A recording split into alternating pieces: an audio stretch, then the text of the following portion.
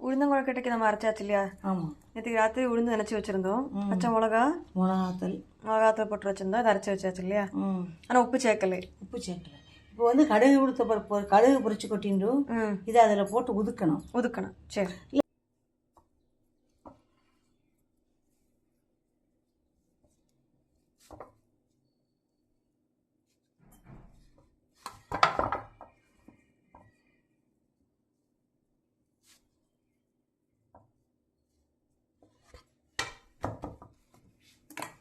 இப்போ அரைச்சி வச்சது இட்லி தட்டில் வைக்க போகிறோம் இல்லையா?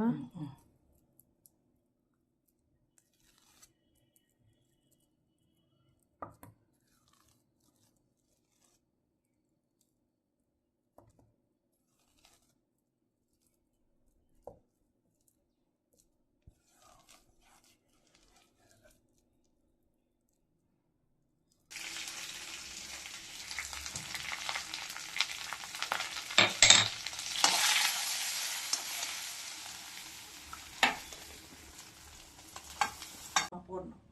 அதுக்கு வந்து கடுகு பொரிச்சு கொட்டிட்டு கடுகு மிளகா 2 மிளகாத்தல் முதல்ல ஏற்கனவே பச்சை மிளகாத்தெல்லாம் போட்டு அரைச்சிருக்கேன். அதனால உப்பும் போட்டுட்டு அந்த கொஞ்சம் சில்லி போடுறேன், கொஞ்சம் கலந்துட்டு பெருங்காயம் எல்லாத்தையுமே போட்டு எண்ணெய் நல்லெண்ணெயும் தேங்காய் எண்ணெய் 2 சேர்த்து விட்டுருக்கேன். விட்டுட்டு அதை கடுகு வறுத்து பொடிச்சு வச்சு உருட்டி ஊட்டி அது பூர்ணத்துக்கு உள்ளே வைக்கணும். சரி.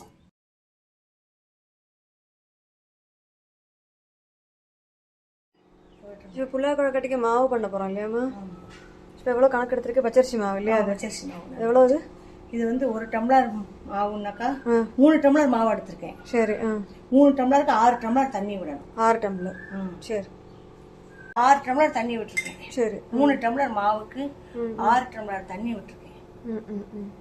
கொஞ்சோண்டு கல் உப்பு போட்டிருக்கோம் இல்லையா? கல் உப்பு கொஞ்சம் போடணும். சரி.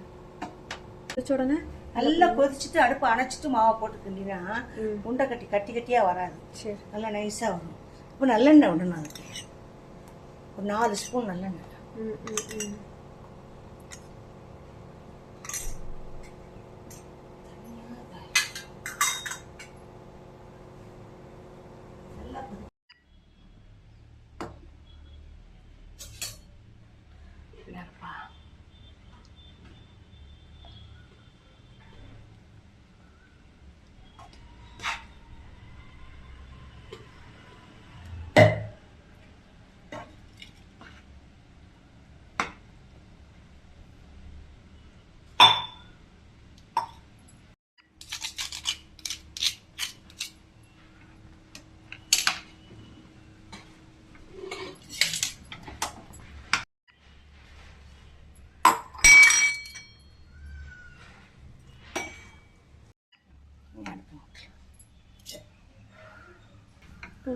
அடுப்பு அணைச்சிட்டு கிண்டிட்டு திருப்பி கட்டி பிடிக்காம வச்சுட்டுனா கை வலி நல்லா வெந்துட்டு உண்டை கட்டியே வரல. சரி. இப்போ திருப்பி அடுப்பு மூட்டிருக்கேன் இல்லையா? ஆமாம். நல்லா வேகணும். நல்லா வெந்துட்டு கொழக்கட்டை பண்ணா அது நாளைக்கு கூட அப்படியே இருக்கும், மூச்சு போகாது மாவு வெளியில. நல்லா வெந்துட்டானே நாம் ஊசி போகாது. சரி.